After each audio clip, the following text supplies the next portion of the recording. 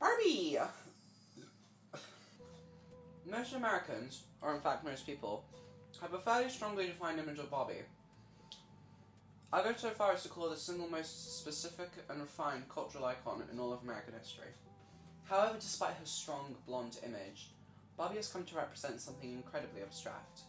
Off the top of my mind, she encompasses a wide range of conversations about complicated and contentious issues like body image, consumerism, and race. Do you understand the significance of the Trisha Paytas references? Have I made it clear enough? All throughout Barbie's over 60-year history, she's embodied certain expectations and ideals that both capitulate to and inform culture. But who is Barbie? Why is she here? And why is she now working in McDonald's? What can a children's story like Barbie tell us about the cultural, political, and aesthetic changes in American history? And what has she represented in the past 50 years? Now, to answer these questions, let's turn to the ultimate source of cultural, academic, anthropological, philosophical, and political information about Barbie. Her YouTube channel, of course. Okay. Let's educate ourselves. Are you sure your finger's not in the way? So, in research for this video, we are on the Barbie YouTube channel with 8.96 million subscribers. I am incredibly confused as to why so many people have subscribed to the Barbie channel, but you gotta play with me. Yeah, I got it. Ken wants Barbie to play with them. Ken's like 2 years late on the Pokemon Go phase. Oh my god, Pokemon Go came out when I was year 7. I'm fucking old. This looks like one of Jeffree Star's cars. Can you like zoom in? Like, I can see either Trisha Paytas. This is so fucking extra that it can't... something like that just can't exist in real life. I refuse to believe it. Need some help there? Yeah, you fucking casual! Ultra rare wizard? Level 40? Subscribe to my Udemy course? Okay. I feel very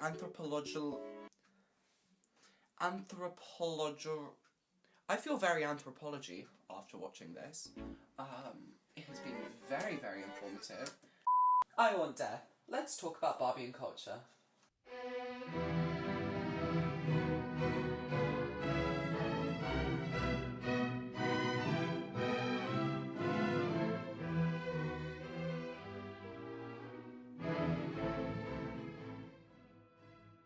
Barbie lives in a society. And we all know what happens when something lives in a society. As very qualified anthropologists, I think we can do is use objects to understand more about a society. We can look at the things cultures create to understand more about the norms, expectations, and standards of said culture. The fancy word for using objects to study a society is material culture, but I could barely wrap my brain around anthropology, so I'm gonna skip that for now. There are certain observations you can make in regards to cultural objects that tell you more about the society they are made by. For example, a reusable bag tells you that a society values eco-friendliness and the environment. And a society that produces over 14,000 McDonald's, that tells you that they value... what exactly? Let's leave that question unanswered. I'm interested in using this approach to understand more about American society, and I think a great place to start would be Ms. Barbie. Because if Barbie's anything, she's American.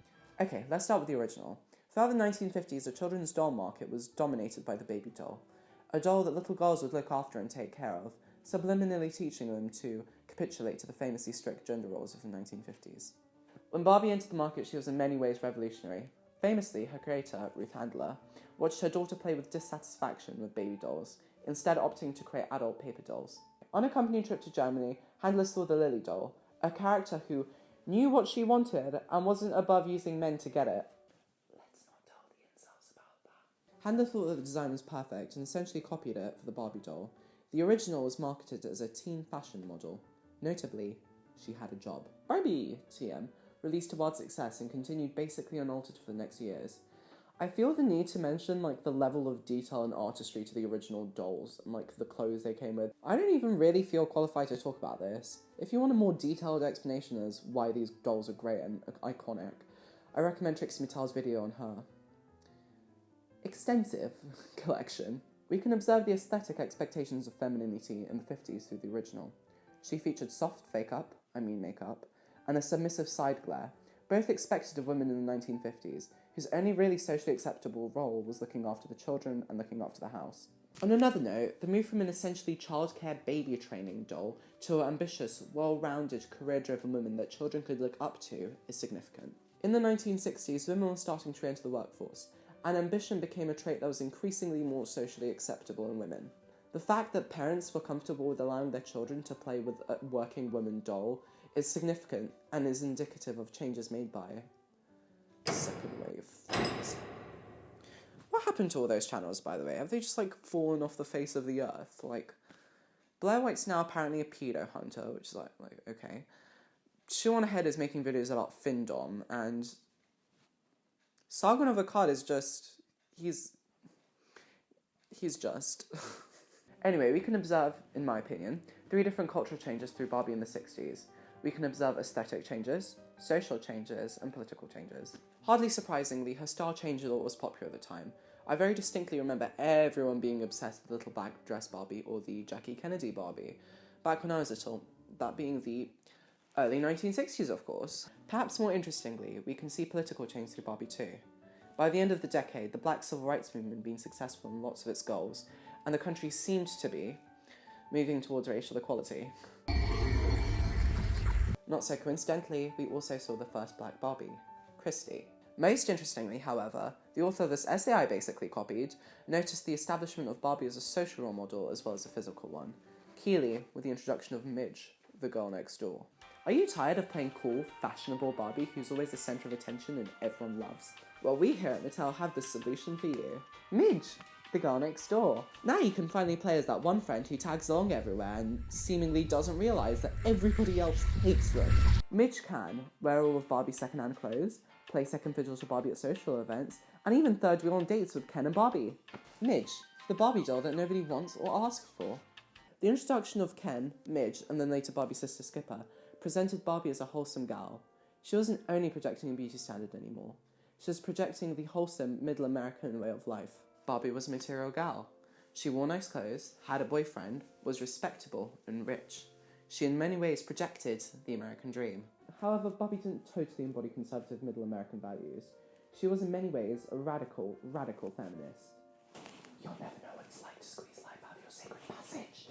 In 1963, Barbie moved into her own house, without Ken, and started babysitting. This isn't so radical now, but once you realise it was 1963... One feminist even went as far as to call her the first feminist that pointed the way out of the kitchen.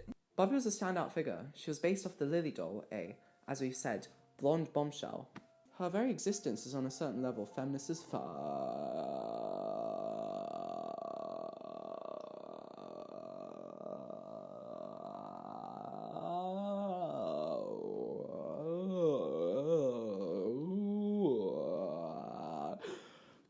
The existence of an independent, fashionable, and educated woman in a toy market filled with glorified mother training dolls is rather coconut gorge. I think Mattel had a tricky job with Barbie in the 60s. The 60s were a time of cultural change, with the anti-war movement looming over America and increasing social liberalism. The 60s were a conflicted era, and I think you can kind of see that in Barbie. I mean, on one hand, you have this wholesome post-war middle American friendly image, and then on the other hand, you have this radical single lady image. This, in my opinion, mirrors the very real clash between the gender roles of the 1950s and the radical progressivism of the 60s. I was pretty surprised to see how progressive Barbie seemingly was. I mean, the provocative design, the job, her general image.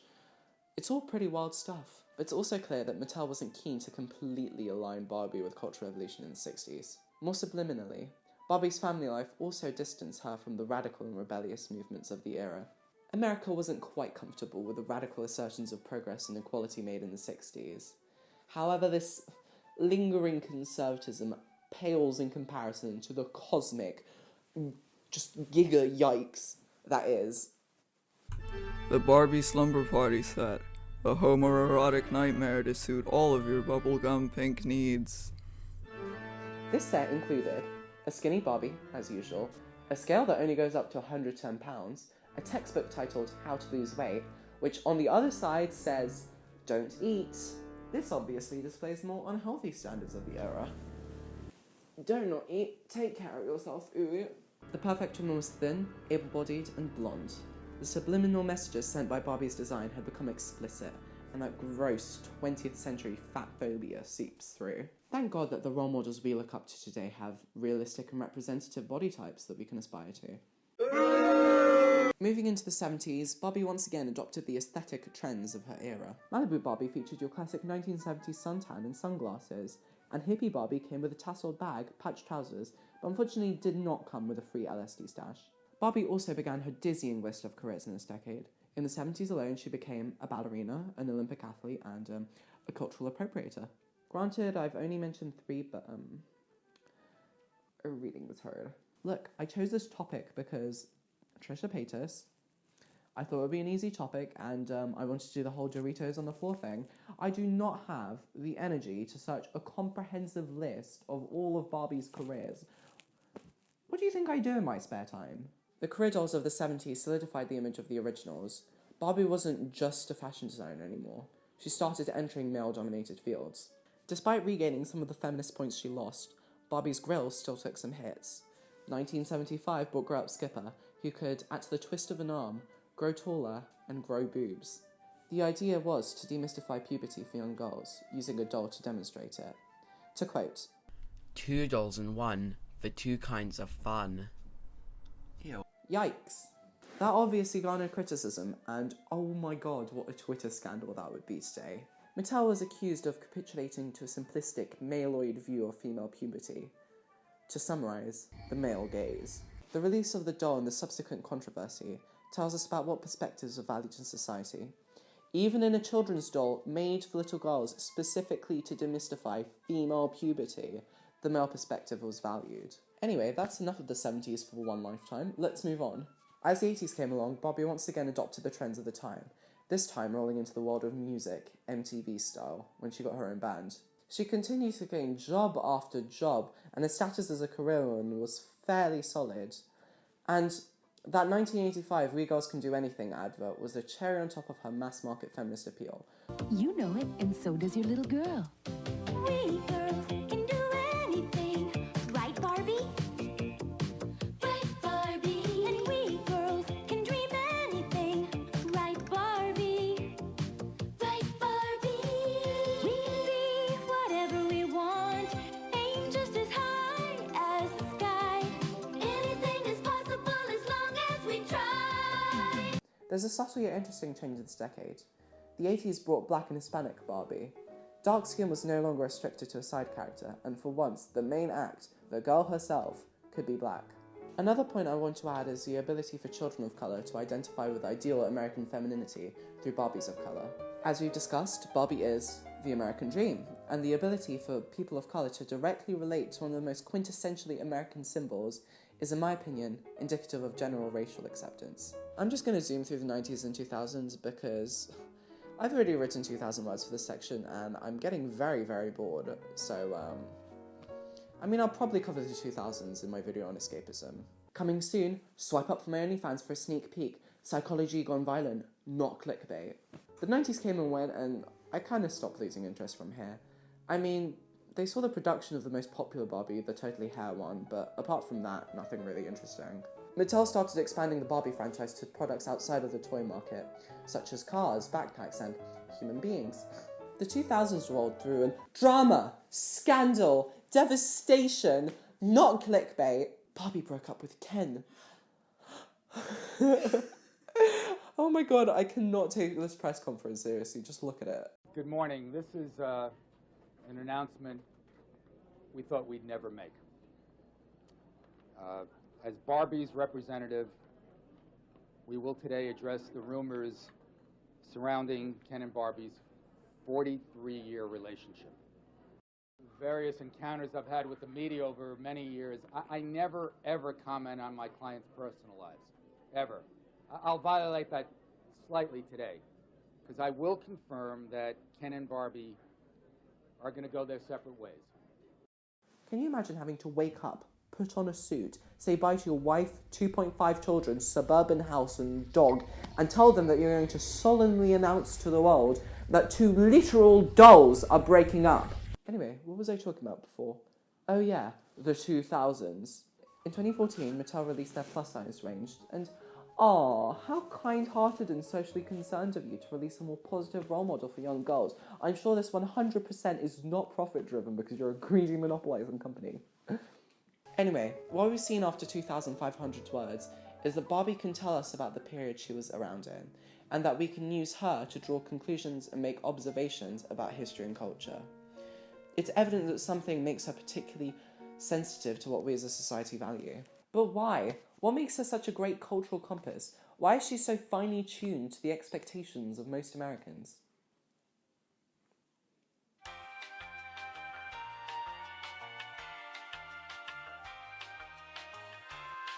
Some people think that Barbie's body is unrealistic, but I disagree. That's because I use Swamp Juice, the new product from Mattel which promises to get you that perfect 18-inch grey-style Barbie waist by getting rid of those pesky organs. Side effects may include blonde hair, eating disorders, and death. I think that part of the answer to my previous question is capitalism, Uru. As I'm sure you all know, a key part of the capitalist system is competition between products, driven by consumer decision. I see it, I like it, I want it, I buy it and thereby increase the profits of the company, theoretically allowing them to continue making the products that we the consumers want, meaning that we both gain something from this relationship. Ariana's just an intellectual. What can I say? Companies have to be extremely sensitive to the wants and needs of consumers if they want to turn a profit. And if Mattel has done anything, it's turn a profit. Mostly. Okay, I know this may be super shocking, but companies want to make money. Mattel has always designed Barbie to capitulate to the wants of the customer. If you want an example, just look at plus-size Barbies. Do you think that Mattel produced plus-size Barbies out of the sheer kindness of their heart or social concern? Ew. While I'm sure there's some of that, there's no denying that's an economically driven choice. In 2014, Barbie sales dropped by 16%.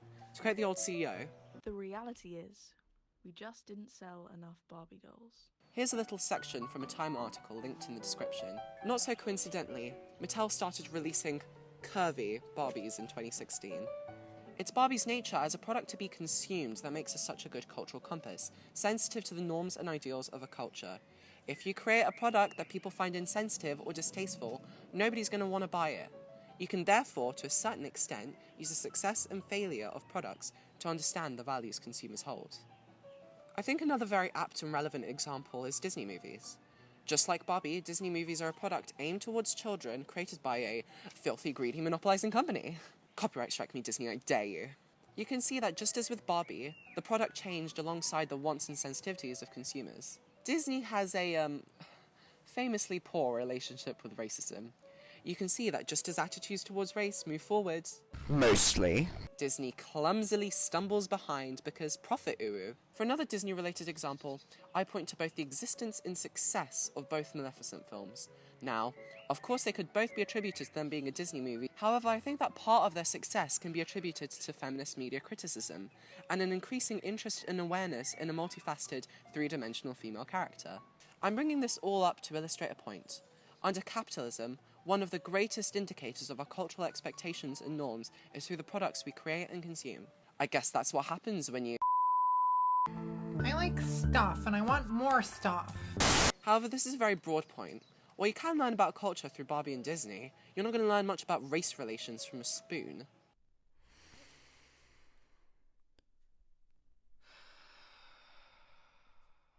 Yikes! Friendly reminder, that is not a good look. This ain't it, Chief. To me, there's something about Barbie which makes her particularly cultured TM. She's so imbued with symbolism and every doll has a story, twinkle, twinkle, sparkle, sparkle. In my opinion, her status as a children's doll is equally as important to her cultural sensitivity as her status as a product to be consumed. Unless you're William Golding, most people who live in a society tend to associate childhood with idealistic purity. I think that we, as a society, tend to project our most pure and idealistic values onto children's dolls like Barbie. Childhood is a time where calorie counting, poverty, or loss don't need to happen. Don't forget that while these dolls are made for children, they are, in the end, designed by adults. Adults who project their ideas about perfection and purity onto children through the perspective of a capitalist system. Therefore, we can use these dolls to understand the deeply held values of a society, and we can use Barbie to understand the deeply held values of most Americans. Barbie may live in a perfect plastic world, but we most certainly do not. The reality is, she's not an essentialist pure projection of timeless innocence and beauty. She's an essentialist representation of a system many would consider unjust and unfair.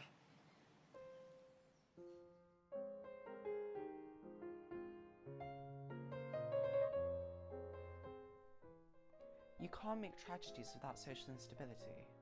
The world's stable now. People are happy, they get what they want, and they never want what they can't get. They're well off, they're safe, they're never ill, they're not afraid of death, they're blissfully ignorant of passion in old age. They're plagued with no mothers or fathers, they've got no wives or children or lovers to feel strongly about. They're so conditioned that they practically can't help behaving as they ought to behave.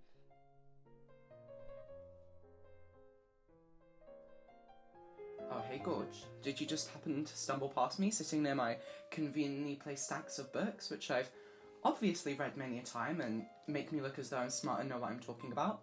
What can I say? I'm just so intellectual. So we've already established that Barbie reflects the cultural and aesthetic trends of her era, but I'd like to look more closely at what exactly her cultural role actually is. Who really is Barbie? And why is she here? What functions does she serve within our society? And perhaps more interestingly, what functions does she not? To answer that question, I think it might be useful to look at the cultural role of toys more broadly. So, when you think about dolls, the first thing that comes to mind is their practical usage, that being to entertain your children and therefore make them shut up for a minute or two. When we apply that to Barbie, I think it would be fair to conclude that Barbie's primary role is to entertain children and therefore make them shut the fuck up for a minute or two. Okay, we're going to get quite intellectual from this point on, but I don't want us to forget that Barbie is, in fact, a toy. Now, let's get philosophical. Psychologically, the doll serves a deeper function than simply entertaining a child. It can in fact be a sort of miniature world where children can test out social scenarios without consequence. Think of it as a sort of psychological sandbox, where they can project social roles and practice certain social situations. We can draw this conclusion about Barbie too. Role 2. Barbie's role is to prepare children for proper socialization. I think this is where it gets really interesting. Let's cast our minds back to Barbie's social life and social image. Physically, Mattel sold Barbie and Wholesome Family, multiple settings for your Barbie, such as yachts and camper vans, and a bunch of accessories, which all tended to be products. All of which seems to, as previously mentioned, embody the American dream. This specific Middle American setting restricts and informs what social scenarios children can roleplay. Okay, that was kind of complicated. Let me give an example.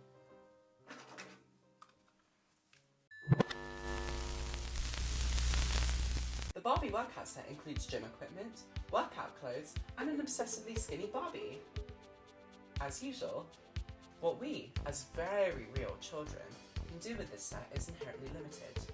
I can imagine what I would do in a gym through the doll. I could lift weights, I could work out, or I could just stand around and look skinny. All have equal merit. But what this Barbie can't do is naughty stuff, like tweet aggressively, generally be loud about the American Gun Association, smoke weed, or protest against oil companies. These are the more in-your-face examples of how toys limit play. However, I make the point to illustrate the fact that they're just certain things that you can't project onto a Barbie playset. On a more subliminal and practical level, it's undeniable that Barbie in a shop with a cash register and a bunch of clothes just begs children to enjoy the experience of shopping, without thinking too deeply about what they're supporting, preparing them to instinctively capitulate to capitalist consumerist culture. If I were a cynic, I would call this capitalist propaganda. Barbie products capitulate to and endorse American consumerism, and inform the social behaviour of future contributors to the economy. You could say that Barbie's social role is that of a cultural teacher, a guider of the next generation, who teaches children to capitulate to both the positive and negative aspects of capitalism.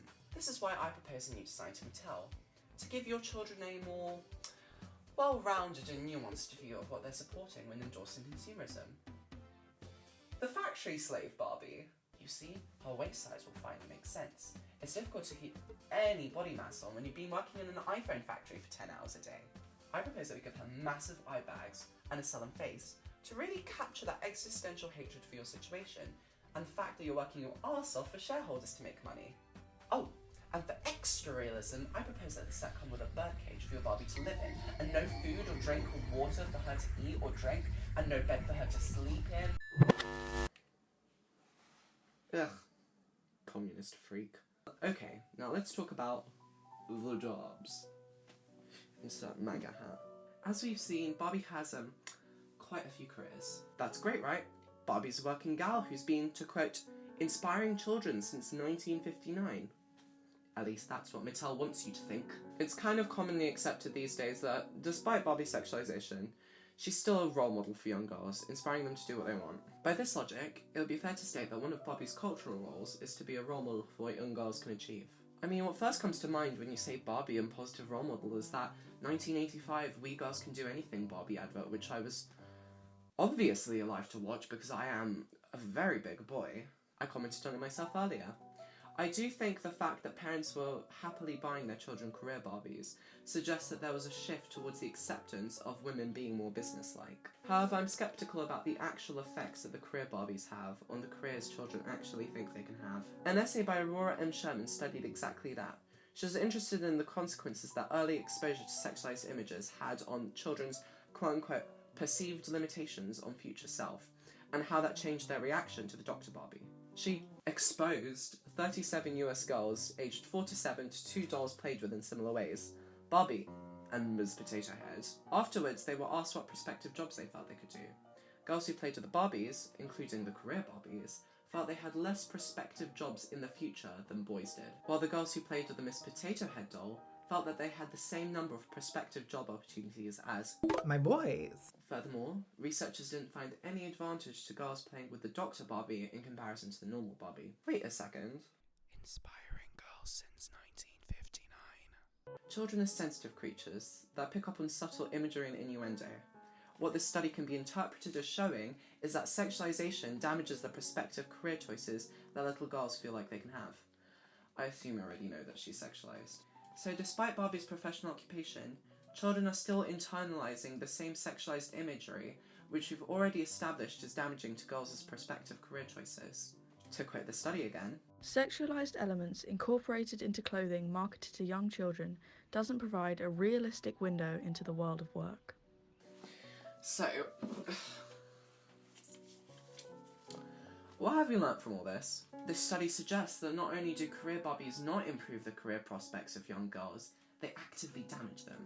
With all of this in mind, would it really be fair to say that Barbie's cultural role is as a feminist role model, inspiring girls to do what they want? Well, it's too broad and nuanced to summarise in a sentence or two. This is literally a 5,500 word video, and I don't feel like I've adequately answered it myself. Ugh, I hate it when you're expected to answer a complicated and nuanced question in a sentence or two. Ignore the fact that I'm the one who posed the question. You know what? Fuck it. I'm gonna complain about the English exams I'm not even gonna have to take. If I could summarise the witch's role in Macbeth in 4 points, I would write 4 sentences. I hope you're watching, AQA. Macbeth equals good, Banquo equals bad. Thank you for coming to my TED Talk.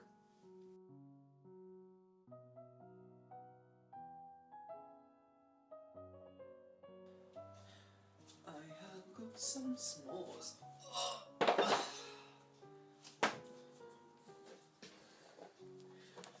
Trisha's recipe, of course. I am so, spiritually ready for these. I'm putting... What are these called again? Custard creams. Fuck, I'm so uncultured. I'm putting...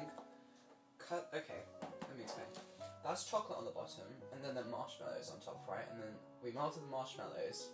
And I'm gonna make s'mores, but instead of them just being, biscuits and marshmallow and chocolate, these are filled with cream. So it's gonna be biscuit, cream, biscuit. Marshmallow, chocolate, marshmallow, biscuit, cream, biscuit.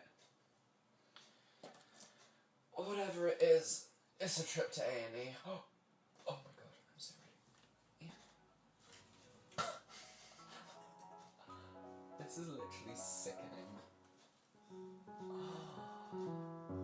Oh my god, let me get this.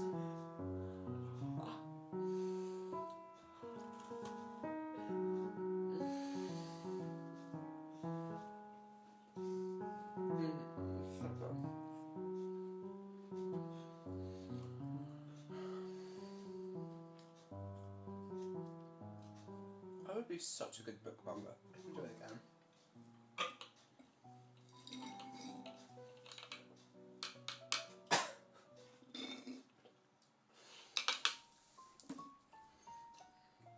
Well, this has been fun.